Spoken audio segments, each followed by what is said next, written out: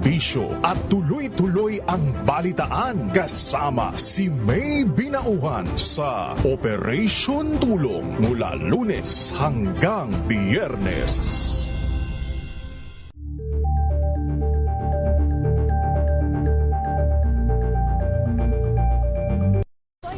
Naitalang 17 individual na ang kanilang naaresto. Ng Metro Manila Development Authority o MMDA ang No Contact Apprehension Policy o NCAP sa Metro Manila. Sa ang ilang mga dokumento ay peke. Hindi rin legal ang employment na ipinangako sa kanila. Sa mata ng batas, mananagot ang sangkot at may sala. Dahil sa bawat paglabag, may karampatang parusa. Alamin ang mga pananagutan sa likod ng mga bawal. Dito sa Hoy! Bawal Yan, tuwing Sabado, alas 11:30 ng umaga. Dito lang sa DZRH TV.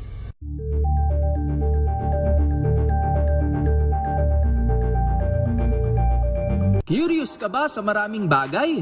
Kami na ang bahala dyan. Aalamin, tutuklasin at bibigyang linaw namin ang mga katanungang bumabagabag sa inyong isipan. Sa programa kung saan ang bawat sagot ay galing lamang sa mga eksperto. Ang Expert's Opinion, tuwing linggo alas 3 ng hapon, dito lang sa DZRH TV. Araw ng pahinga, balita pa rin ang nangunguna. Sasamahan ka ni DZRH Ace Reporter Val Gonzales.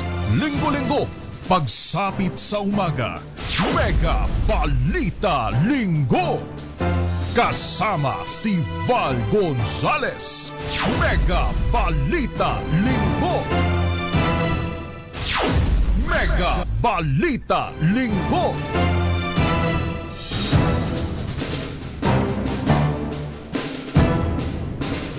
Ay! Luzon, Visayas, Mindanao ngayon ay huling araw na ho ng linggo ng unang buwan ng taong 2026. Bilis talaga ng panahon, ano ha? Kayo ho ba'y kasama ko dun sa hindi maumpi-umpisahan yung paliligo ngayong madaling araw? Akalain mo, Engineer RT, ay apakalamig ng tubig kapag ka direktang galing dun sa gripo. Katulad din ho ba ninyo kung nagpainit pa ng pampaligo? Kalamig nitong nakalipas na araw nakapagtala ang Pag-asa, DOST, ng pinakamalamig na klimang naranasan. Sa Baguio pa lang 10 point something degrees Celsius ang temperaturang nararanasan ng ating mga kababayan. Kanina mula ho dun sa Central Luzon hanggang din sa may National Capital Region, ganun ho talaga yung lamig na naramdaman ng ating mga kababayan hanggang sa mga oras nito. Of course, dito sa loob ng ating booth talagang thank you very much, birthday boy, Kuya Edniel Parosa. Ayan, birthday ho niya ngayon ika-26 na taong kaarawan ngayon, Kuya Edniel. Ay, 25 pala, sorry. Yun yung birthday ho niya ngayon. Napakalamig ho ng mga panahon. Yung mga tamad talagang maligo hindi na talaga maliligo kapag ganyan ang bubungad sa'yo sa paliligo mo So, kailangan talaga ikaw magpainit. Magpainit ng iyong paliligo. Ako po si Val Gonzales, samahan ho ninyo ako hanggang mamayang alas 7 ng umaga dito lamang sa Mega Balita Linggo.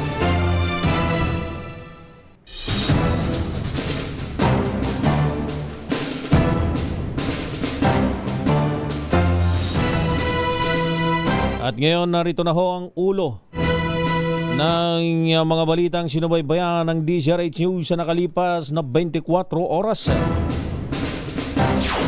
Mega Balita Linggo. Taas sahod pangunahing alalahanin ng mga Pinoy ayon huyan sa Okta Survey. Mega Balita Linggo. Zaldico, hinamong humuwi kung nais tumestigo kay PBBM na may kinalaman sa impeachment. Mega Balita Linggo.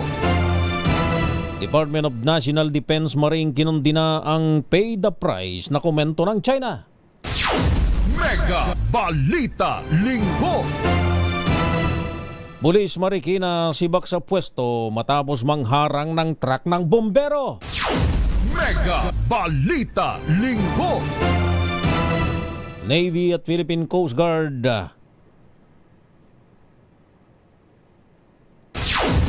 Mega Balita Linggo. Ngayon, Navy at Philippine Coast Guard tuloy sa search and rescue sa tumaob na cargo sa Scarborough. Mega Balita Linggo. 5 bangkay na pinaniniwalaang mula sa lumubog na MBCA Amihara na recover. Mega Balita Linggo. Mag-asawang senior citizen patay naman sa sunog sa Makati. Mega Balita Linggo. Top 6 most wanted na Korean national sa kasong rape timbog sa NAIA Terminal 1. Mega Balita Linggo. Malamig na temperatura at may nang pagulan asahan ngayong araw. Mega Balita Linggo. At higit pisong taas presyo sa petrolyo sa salubong sa susunod na linggo. Mega Balita Linggo.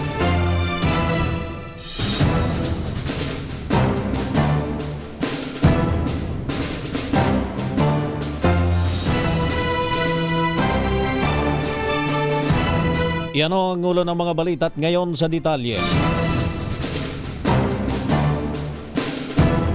Pagpapataas ng sahod at kita ng mga manggagawa ang nangunguna ngayon sa top concern ng mga Pilipino. Base sa tugon ng masa survey ng Okta Research, 45% ng mga respondents ang nagsabing agarang dapat tugunan ng administrasyon ni Pangulong Ferdinand Bongbong Marcos Jr. ang usapin sa sahod at sweldo. Sa iba't ibang rehiyon sa bansa, 47% ng mga respondents sa Balance Luzon at Visayas ang nagsabing pangunahing issue ang sahod, sinundan ng Mindanao na may 42% at ng National Capital Region na mayroong 41%. Ito ang pinakamataas na naitalang antas ng pag-aalala sa sahod mula pa noong Marso ng taong 2024. Bukod sa sahod, kabilang din sa mga tinuturing na agarang suliranin ang pagkontrol sa pagtaas ng presyo ng mga pangunahing bilihin at serbisyo, access sa abot kayang pagkain gaya ng bigas, gulay at karne, paglaban sa katiwalian sa gobyerno at libreng di kalidad na edukasyon. Isinagawa ang survey mula Disyembre 3 hanggang 11 ng nakalipas na taon sa pamamagitan ng face-to-face survey sa 1,200 adult Filipinos sa buong bansa. Mega Balita Linggo. Sa iba pang mga balita, kailangan daw umuwi muna ng bansa si dating ako Bicol Party List Representative Zaldico kung nais niyang tumistigo sa impeachment laban kay Pangulong Ferdinand Bongbong Marcos Jr. Iyan ang iginiit ni House Justice Committee Chairperson Gerbil Luistro kasunod ng pahayag ni former o ni dating Congressman Mike Defensor na gustong tumulong niko sa petisyong patalsikin si PBBM. Ayon kay Luistro, lahat ng ebidensyang sumusuporta sa impeachment complaints ay dapat panumpahan sa harap ng komite. Una nang sinabi ni Interior and Local Government Secretary John Vic Rimulya na nasa isang gated subdivision si Ko sa Lisbon ng bansa-bansang Portugal. Nang tanongin naman kung paano nakakausap ni Defensor si Ko, sinabi nitong ilalahad niya ito sa iwalay na pagkakataon. Mega Balita Linggo.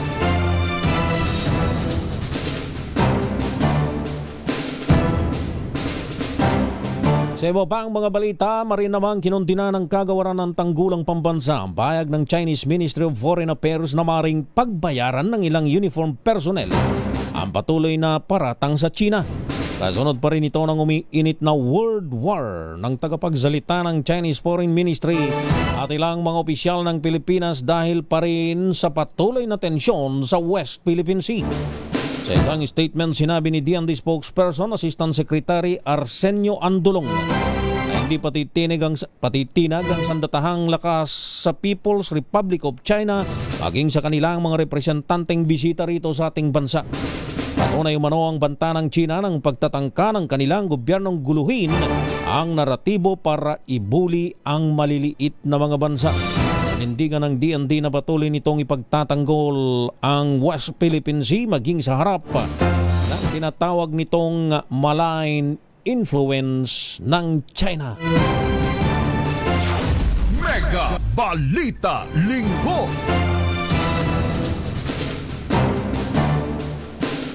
Tinanggal naman sa pwesto ang isang pulis Marikina matapos ang viral incident na ang pagharang nito sa truck ng bumbero. Sa opisyal na pahayag ni Police Colonel Jenny Texon, officer in charge ng Marikina Police, pansamantalang inilipat ng pwestong sangkot na pulis at itinalaga sa Station Headquarters Support Unit. Base sa inisyal na investigasyon, nagkaroon ng kalituhan kung titigil o magpapatuloy ang truck dahilan upang magpatuloy ang police vehicle. Kalaunan ay bigla umanong bumusina ang truck habang malapit sa police vehicle na ginagulat ng pulis at nauwi sa mainitang pagtatalo. Kinumpirma ng pulisya na nagkaroon na ng maayos na pagkakasundong pulis at ang may-ari ng fire volunteer vehicle. Samantala, pinagsusumiti pa rin ng written explanation ng pulis upang matukoy kung may sapat na batayan para sa posibleng kaso kahit pa may naabot ng amicable settlement. Yung mga piloto ho ng Manila Broadcasting Company, kapag ka ho merong hinahabol o bumbero nandyan ho sa kalsada, meron hong pagpapakita ho ng respeto. Hindi ko sinasabing hindi ni respeto ng pulisya yung urgency ng trabahong dapat ay gagampanan o nakatakdang gampanan ng pagkakataon na yun ng bumbero. Pero yan ho ay makikita. Wala na nga ho yung yung kapag ka may bumbero, yun hong marami hong sumusunod na ilang bumbero. Alam natin lahat yan kahit dun sa mga maliliit na kalsada, lalo na dun sa mga major thoroughfares, ay talagang yan ho'y pinagbibigyan ho na makalusot. Ang nakikita ho dati lagi yung kapag yung bumbero ay sumibat na at napagbigyan ng mga motorista na nandyan sa kasama niyang bumibiyahe, meron hong mga sumusunod ho dyan. Karimihang mga sumusunod ho dyan ay yun pong yung mga nakamotorsiklo. Maliliit na nga, sila pa yung mga nakasunod. Wala na hong masyado hong ganun ngayon na sinasamantala yung pagkakataon kasi meron hong karapatan ng mga bumbero na mag-counterflow dahil doon ho sa bigat ng tungkuling gagampanan ho nila sa tuwing mayroong bumbero. So, meron hong sunog at magre-responde ang mga bumbero. Hindi ho nating sinasabing nalabag ng pulis ho yun. Meron naman hong investigasyon at magandang ginawa ng Marikina Police Station. Ayun hong agarang pagsibak sa pwesto ng pulis na nasangkot. At yung binabanggit ko ay viral ho sa social media at ang paraan ho ng pagpapaliwanag ng PNP, particular na ang Marikina City Police Station, ay dinandin ho sa social media. Mega Balita Linggo.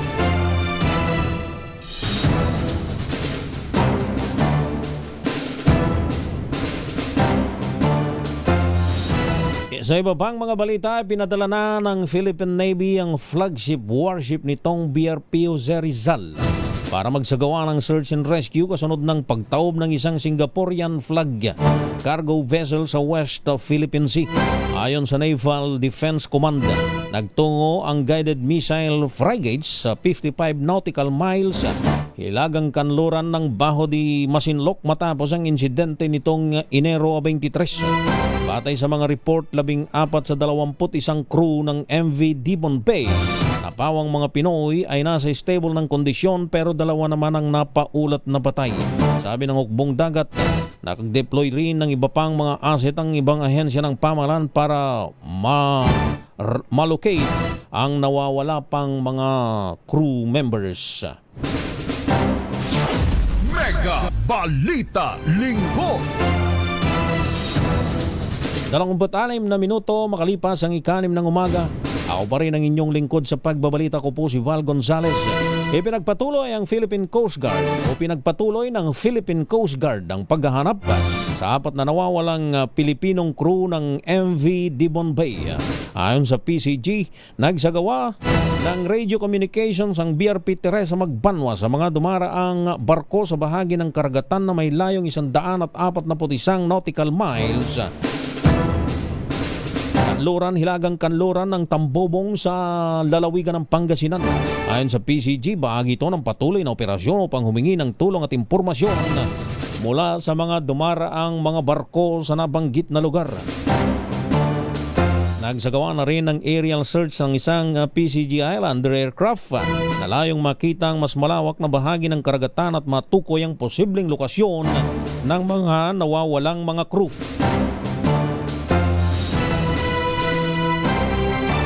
Maguginitang iniulat ng Chinese Embassy sa Manila na 2 Pinoy seafarer ang nasawi matapos tumaob ang isang Singaporean flag cargo vessel malapit sa Scarborough Shoal. Mega Balita Linggo. Natagpuan naman ang 5 katawan na pinaniniwalaan na mula sa lumubog na MBCA Amihara sa katubigan ng Davao Occidental. 4 sa mga bangkayang nakita sa Coast Guard Auxiliaries.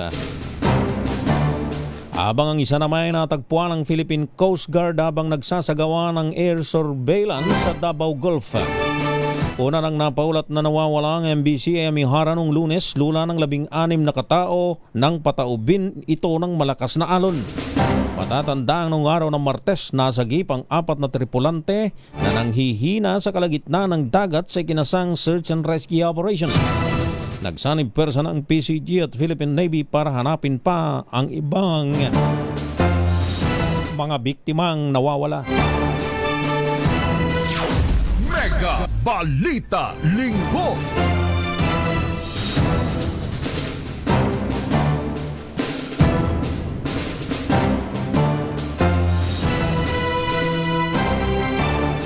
Samantala sa iba pang mga balita, patay naman ang mag-asawang senior citizen sa malaking sunog na sumiklab sa Makati City.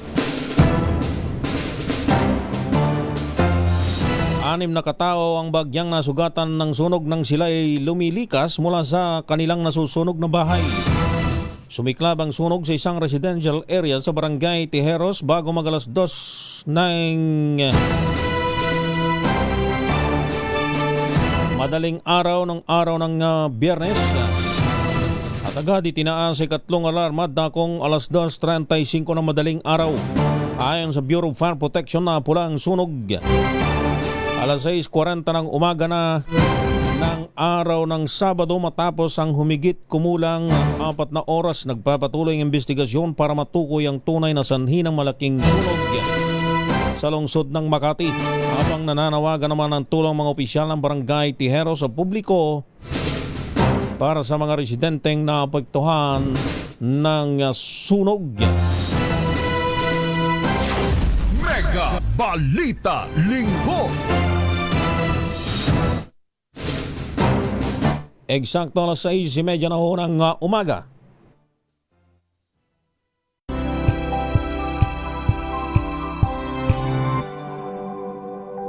Hello, Washi! Laundry day na naman! Yay! Anong meron? Mancha ng chocolate, putik, may libag pa! Kaya natin yan! With Pride Washing Machine Detergent, may triple stain-away formula. Tanggal ang makapit, madikit, at madupit na dumit mancha. Kaya easy-easy ang labada. Mula noon hanggang ngayon! All you need is pride. All you need is pride. ACS.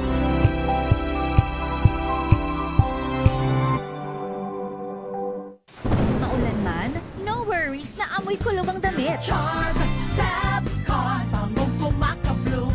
Tanggal amoy kulog sa bango ng charm. Kaya gamit ko, Charm Fabcon with Bloom Fresh technology kills 99.9% of kulob-causing bacteria. May aroma burst pa of thousands of flowers and berries. Ang sampay sa loob, no amoy kulob. Kumakablaw sa charm. Charm Fabcon. ACS.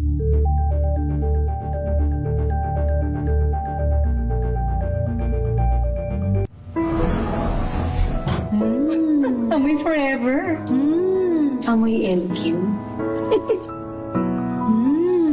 Amoy New Cala Berry Blooms. Amoy Cala, amoy good vibes.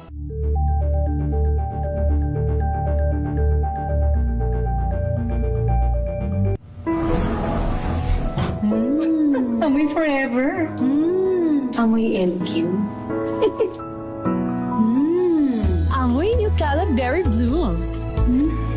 Amoy Cala, amoy good vibes.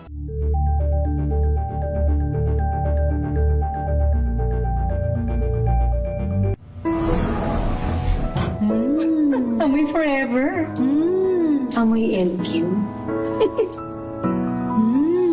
Amoy New Cala Berry Blooms. Amoy Cala, amoy good vibes.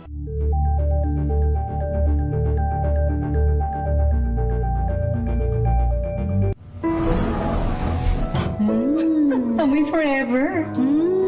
Amoy LQ. Amoy New Cala Berry Blooms. Amoy Cala, amoy good vibes. May nagbago. May arte. May budget. Akala nyo lang yon. So solid. White rose papaya. Wow. White rose. White rose papaya. Wow. White rose. White rose papaya. May glow up with a white rose papaya. White Rose Papaya. May puti power times 2 kasi may papaya at niacinamide. May shea butter and tea tree oil pa. Kutis sulit ang glow May up. glow up with a white rose papaya. White Rose Papaya. Kutis sulit ang glow up. ACS. Amoy forever. Amoy LQ. Amoy New Cala Berry Blooms. Amoy Cala, amoy good vibes.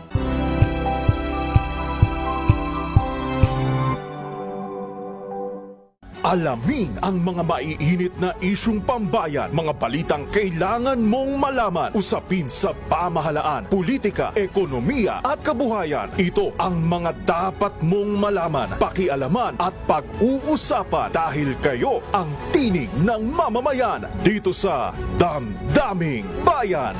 Live sa DZRH Radio, DZRH TV at DZRH Digital. Kasama sina Lakay, Deo Macalma at Elaine Apit. Araw-araw, Lunes hanggang Biyernes. Damdaming Bayan.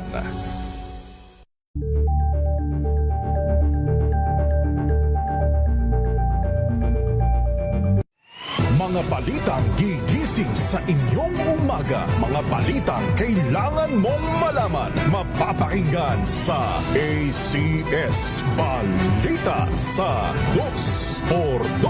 Kasama sina Anthony Taberna at Jerry Baha.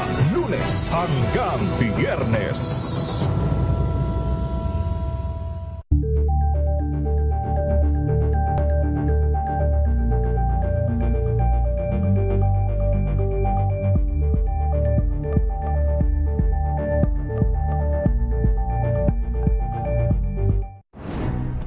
Good vibes ang hanap mo?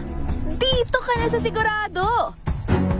Mula sa mga istoryang nagbibigay ng inspirasyon hanggang sa mga kwentong may dalang solusyon. Mga balitang pampagaan, pakiramdam at pampaganda ng araw. Hindi lang ba sa good news, kundi the better news. Mula Lunes hanggang Biyernes, 1:00 ng tanghali sa DZRH TV.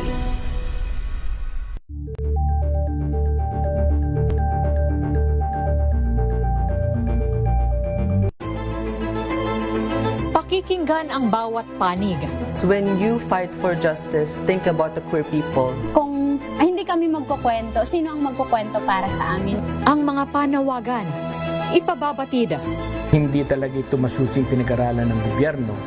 The women who are beaten and abused It's time to listen to their voices. Hayan ang iba't ibang boses, mga kwento mula sa iba't ibang anggulo. Dito lang sa Point of View. Mapapanood tuwing linggo, alas 12 ng tanghali sa DZRH TV.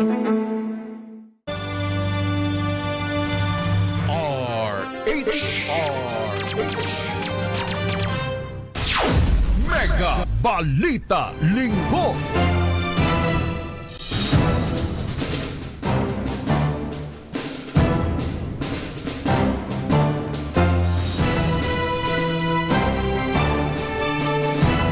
Ay, tuloy-tuloy ho ang ating balita at talakayan ngayong araw ho ng linggo.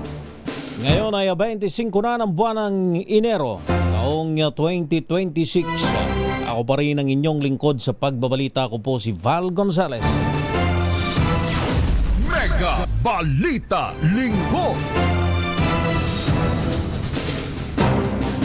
At sa ating mga balita, nilabag ng Office of the House Secretary General ang konstitusyon ng bansa dahil sa hindi pagtanggap nito ng impeachment complaints. Ito ang naging pahayag ni Caloocan City 2nd District Representative Egay Erice sa panayam ng programang Special on Saturday kaugnay ng hindi tinanggap ng mga impeachment complaints kamakailan.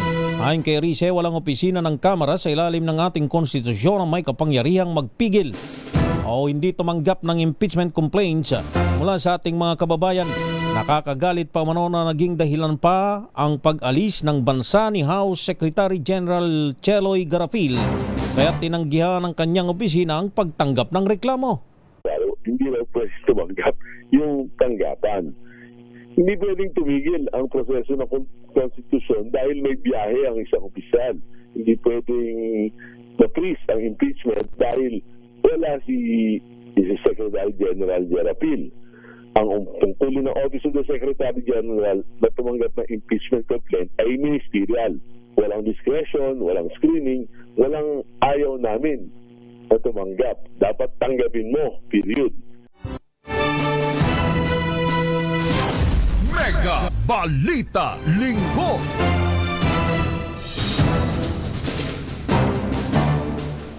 Eto bad news naman sa mga motorista.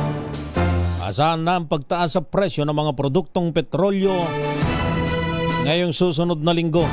Sa pagtaya ng oil industry sources, 20 sentimo hanggang 40 sentimo ang posibleng pagtaas sa gasolina habang 1.20 hanggang 1.40 naman kada litro sa diesel. Posible namang maglaro sa 60 sentimo hanggang 80 sentimo ang taas ng presyo ng kada litro ng kerosene. Sa Lunes malalaman ang final oil price adjustment na karaniwang ipinatutupad ng mga kumpanya ng langis tuwing araw ng Martes. Mega Balita Linggo. Mari namang makasuhang muli at ma-extradite pabalik sa bansa ang Russian vlogger na si Vitaly Dorobetsky. Yan ang inilutang ng Interior and Local Government Secretary John Vic Rimulya. Kasunod ng expose ng dayuhan sa naranasang pagkakapiit sa bilangguan ng Pilipinas. Sa isang panayam, sinabi ni Rimulya na pwede ulit habulin ng parusa si Vitaly kung naging kasangkapan siya sa korupsyon sa kulungan. Reaksyon ito ng kalihim ng ibunyag ni Vitaly na nagbayad siya ng jail officer para magkaroon ng cellphone at makapag-vlog kahit nakakulong dahil sa harassment ng mga lokal. Hinuli ang foreigner noong Abril 2025 at naipadeport nito lamang Enero 17. Samantala, naglunsad na ng investigasyon ng Immigration Bureau sa kung paano nagkaroon ng access sa gadget itong si Vitaly sa detention. Itong dayuhan pungare na nambastos rito sa ating bansa. Ngayon umaani pa ho ng pumapalakpak pa ang tenga dahil umaani ho siya ng maraming mga views. Marami ho kasing followers ho itong si Vitaly Dorobetsky na to. May 7.5 million ho yata kung ako hindi nagkakamali. Ngayon ginagamit ho niya na content yung ating bansa matapos ho siyang mapabalik kung saan mang bansa ho ito, taga roon. Russian. Itong Russian na ito. Kulang na lang ho magsumbong sa mga alien tong buti na lang nung iharap sa press ko na napigilan ko ang sarili ko. Ang dami yung tinarantado dito sa ating bansa. Nitong mokong na to, ang dami yung mga pinaglululo ko. Pati yung gwardya, pinagmukhang tangengot. Itong Russian vlogger na to. Ngayon tayo ho yung major content niya. May interview pa nga ho siya sa telebisyon sa ibang bansa. Kung ano-ano ho yung pinagsasasabi. Wala na ho sa katinoan ho yung mga pinagsasabi ho niya. Sabi ko nga, kulang na lang ho magsumbong sa alien. Lalo pa ngayon. Tumataas yung views nito dahil dito sa ating bansa ginagawa pa siyang balita. Mega Balita Linggo. Samantala sa iba pang mga balita, dahil labis-labis naman ang sakripisyo ng pamilya at mga kaanak na nagbabantay sa mga pasyente. Dapat din alagaan ang kanilang kapakanan habang nagsisilbing watcher sa mga ospital.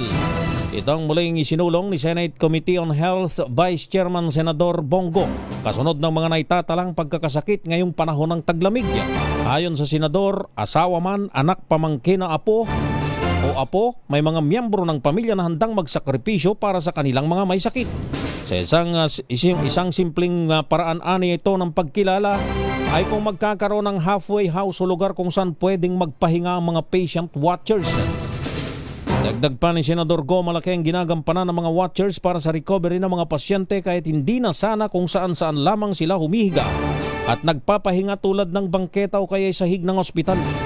Ilang mga halfway house o watchers hall na rin ang naitatag sa bansa, kabilang na ang malapit sa Philippine General Hospital sa lungsod ng Maynila at Southern Philippines Medical Center sa lungsod ng Davao. Meron akong isang naalalang kaso dyan ho sa East Avenue Medical Center.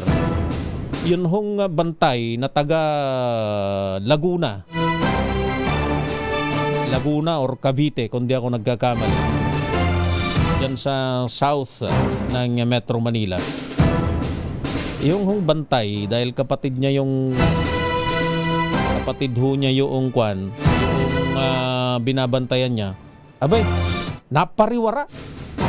Ina-interview ho yan ng DCRH Operation Tulong at ako ho yung nag-interview ho niya. Napariwara ho siya paano ko ba magandang sabihin, siya ho'y yung buhay niya nalagay ho sa langanin, lalaki ho ito. Napagsamantalahan yung kanyang pangangailangan dahil siya lang ho yung nagbabantay. Labas-labas, pasok siya ron, lalabas. May mga pagbabawal ho kasi sa mga bantay. Hanggang sa kung saan ho siya napunta. Naging content pa nga ho yan ng award-winning na programa ni na Kuya Edniel at Miss Giselle. Tuwing araw ng linggo. Ayun, mamaya uulitin na naman yun. Ano nga ba yung programa mo, Kuya Angel? Kuya Edniel? Ninyo ni Ate Giselle? Naging topic pa ho yun. Ganon ho yung nararanasan ho ng mga pasyente. Ng mga bantay ho ng mga pasyente. Kaya napakaganda ho na rin sinusulong na ito ng chairman ng Senate Committee o Vice Chairman ng Senate Committee, Senator Bongo, na bigyan ng housing kung saan sila pansamantalang titira yung mga nagbabantay ho sa mga pasyente. Mega Balita Linggo. Ayun, DCRH Pinoy Stories. DCRH Stories. Ayun, yung programa tuwing araw ho ng linggo. Na-feature yun yung kasaysayan sa buhay ho nung isang bantay ng pasyente na napariwara medyo napunta ron sa napagsamantalahan yung pisikal niyang pangangatawan. Mega Balita Linggo. 15 minuto na lamang ho nalalabi bago ikapito ng umaga.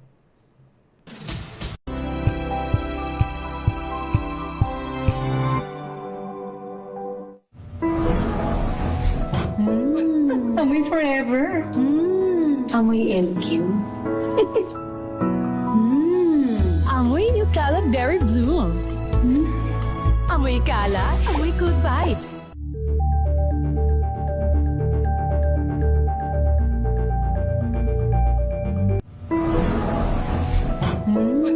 Amoy Forever. Amoy LQ. Amoy New Cala Berry Blooms. Amoy Cala, amoy good vibes.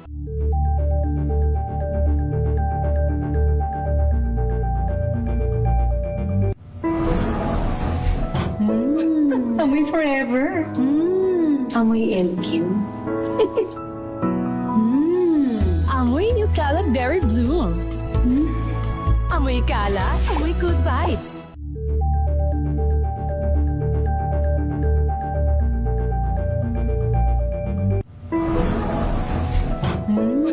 Amoy Forever. Amoy LQ. Amoy New Cala Berry Blooms. Amoy Cala, amoy good vibes.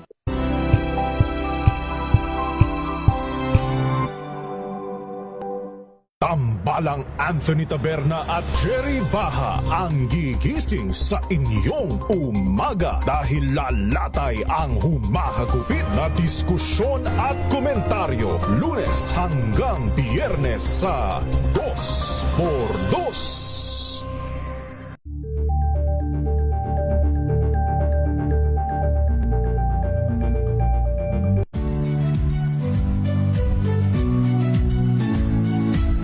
Magandang araw mga kaibigan. Ito po ang inyong balerina ng bayan, si Lisa Makuha Elizalde na nag-aanyaya sa inyong samahan kami at ang aming mga espesyal na panauhin para sa kalahating oras ng masayang kwentuhan sa aming programang Art to Art, kung saan ang usapang sining at kultura ay para sa lahat.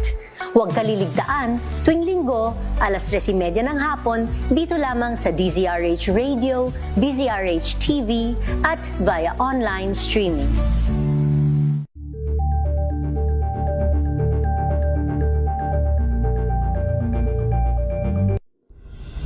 Tuloy-tuloy ang pagtulong, tuloy-tuloy ang pagseserbisyo at tuloy-tuloy ang balitaan kasama si May Binauhan sa Operation Tulong mula Lunes hanggang Biyernes.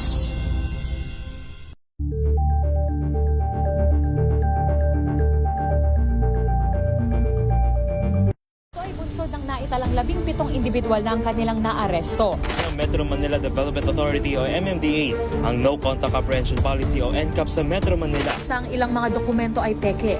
Hindi rin legal ang employment na ipinangako sa kanila. Sa mata ng batas, mananagot ang sangkot at may sala. Dahil sa bawat paglabag, may karampatang parusa.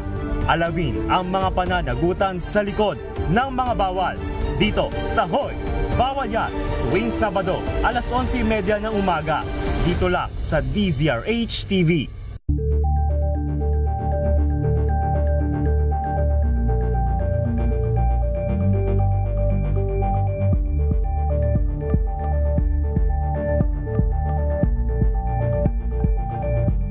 Curious ka ba sa maraming bagay? Kami na ang bahala dyan. Aalamin, tutuklasin at bibigyang linaw namin ang mga katanungang bumabagabag sa inyong isipan. Sa programa kung saan ang bawat sagot ay galing lamang sa mga eksperto. Ang Expert's Opinion, tuwing linggo alas 3 ng hapon, dito lang sa DZRH TV.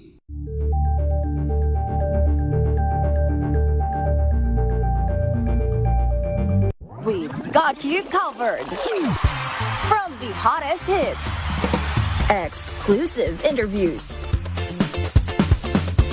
kilig to the bones fan meet experience, and hataw performances of your favorite stars.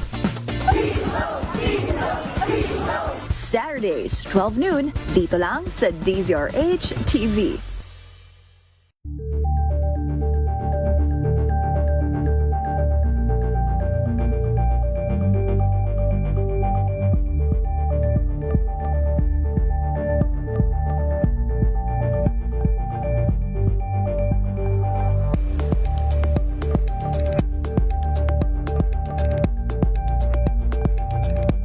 Alamin ang mga maiinit na isyung pambayan, mga balitang kailangan mong malaman, usapin sa pamahalaan, politika, ekonomiya at kabuhayan. Ito ang mga dapat mong malaman, pakialaman at pag-uusapan dahil kayo ang tinig ng mamamayan dito sa Damdaming Bayan.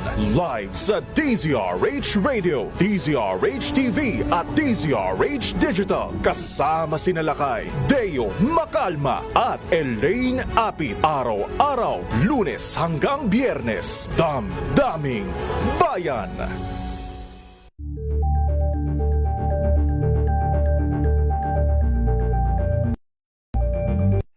Mga balitang gigising sa inyong umaga. Mga balitang kailangan mong malaman. Mapapakinggan sa ACS Balita sa 2x2. Kasama sina Anthony Taberna at Jerry Baha.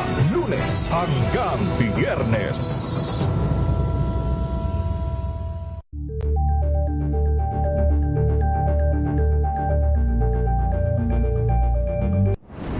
Kung good vibes ang hanap mo, dito ka na sa sigurado. Mula sa mga istoryang nagbibigay ng inspirasyon hanggang sa mga kwentong may dalang solusyon. Mga balitang pampagaan ang pakiramdam at pampaganda ng araw. Hindi lang ba sa good news, kundi the better news. Mula Lunes hanggang Biyernes, 1:00 ng tanghali sa DZRH TV.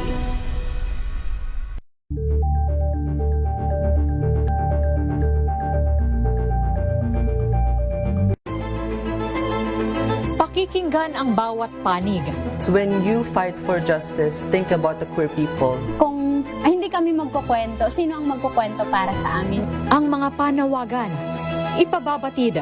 Hindi talaga ito masusing pinag-aralan ng gobyerno. The women who are beaten and abused.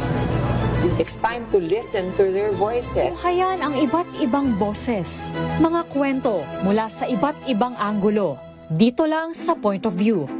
Mapapanood tuwing Linggo, 12:00 ng tanghali sa DZRH TV.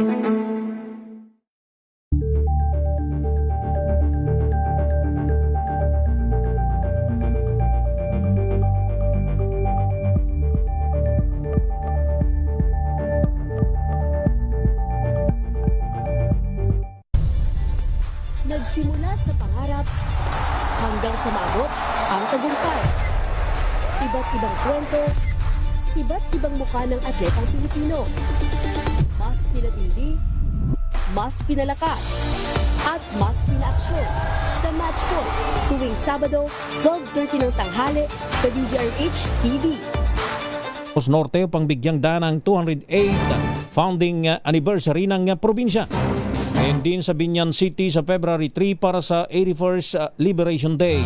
At ang panghuli gugunitain din ang pagkakatatag ng buong town o ng buog town sa Zamboanga, Sibugay at Sarat, Ilocos Norte na parehong idiniklarang non-working holiday. Mega Balita Linggo. Sa iba pang mga balita, 6 na mga universidad sa bansa ang pasok sa 2026 Times Higher Education World University Ranking by Subject.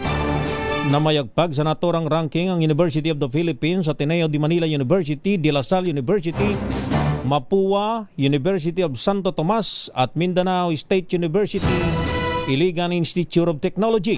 Sa mga nabanggit na pamantasan, UP ang may pinakamaraming nakuhang ranking matapos itong mapabilang sa 10 sa 11 subject areas kung saan education studies at medical and health ang may pinakamataas nitong performance. Sumunod naman ang De La Salle na pasok sa 4 na fields kabilang ang arts and humanities, education studies, engineering, psychology at social sciences, habang na-feature naman sa 4 na subject areas ang Ateneo. Samantala wala namang universidad sa Pilipinas ang napabilang sa ranking na subject o na-ranking sa subject na law ngayong taon. Mega Balita Linggo. Samantala, nasawi naman ang isang grade 6 student matapos malunod sa Dumaka River sa Lucena City, Quezon Province. Ayon sa Quezon Police, kinilalang biktima na si Kensin, mag-aaral mula sa West 3 Elementary School. Batay sa investigasyon, nagkayayaan ang magkakaklase na maligo sa ilog nang biglang mawala sa kanilang paningin si Kensin habang ito'y nagsiswimming. Iniulat ng kapwa estudyante ng biktima ang insidente sa kanilang guro at agad na nagkasa ng search and rescue operation sa lugar. Doon nila natagpuang palutang-lutang ang biktima at sinubukan pa nilang dalhin sa ospital, pero idiniklara na itong dead on arrival. Mega Balita Linggo.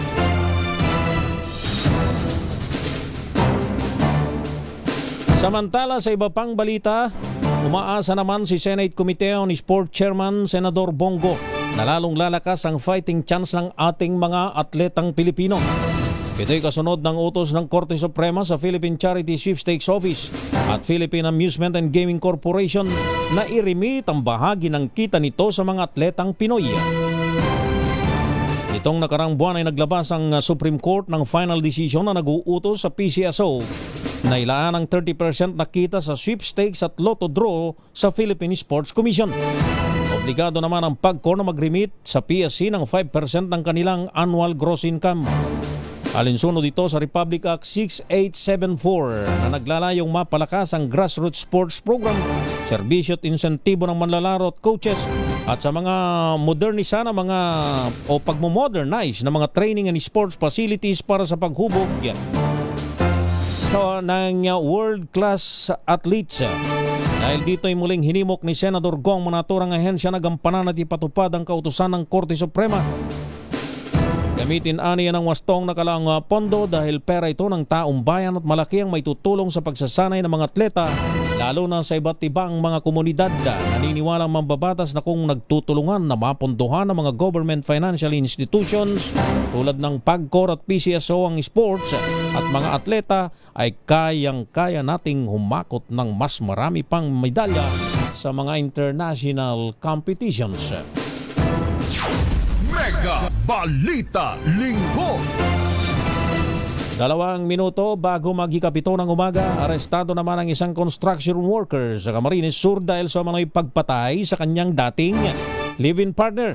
Ayon kay Police Lieutenant Colonel Aleli Bukaw ng Police Chief ng Lipa City, sumuko ang 37 anyos na suspect na nagawa ang krimen dahil sa matinding selos.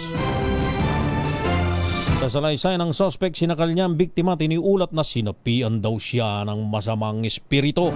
Natagpuan ang katawan ng suspect sa madamong bahagi sa barangay Siko sa Lipa, ilang araw matapos siyang i-report ng kaanak nito na siya'y nawawala.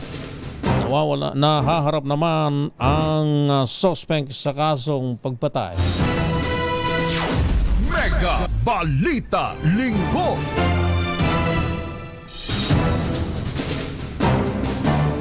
Arestado naman ang isang Korean national sa kasong rape sa Ninoy Aquino International Airport o NAIA Terminal 1. Kinilalang suspect na si Kim Baek, 48 anyos at kabilang sa top most wanted person sa district level ng lungsod ng Maynila. Naaresto si Baek kahapon na madaling araw ng mga tauhan ng Women and Children's Concerns Section at sa tulong na rin ng PNP Aviation Security Group. Inyayin sa kanyang warrant of arrest mula sa Regional Trial Court Branch 19 ng Maynila kaugnay ng kanyang kaso. Nasa kustodiya na ngayon ng WCCS ang suspect at naharap ito sa article o paglabag sa article 266-A ng Revised Penal Code at walang inirekomendang piyansa. Mega Balita Linggo. Yan ho ang kabuuan ng isang oras nating balita at talakayan ngayong araw ng linggo. Huling linggo ng buwan ng Enero, taong 2026. Ako pa rin ang inyong lingkod sa pagbabalita. Ako po si Val Gonzales. Good morning kay Mayor Zenny Mendoza. At ang tabayanan, si Binibining Leth Narciso sa kanyang programang Maynila Ito ang Pilipinas, oras sa buong Pilipinas. 1 minuto na ho makalipas ang 7:00 ng umaga.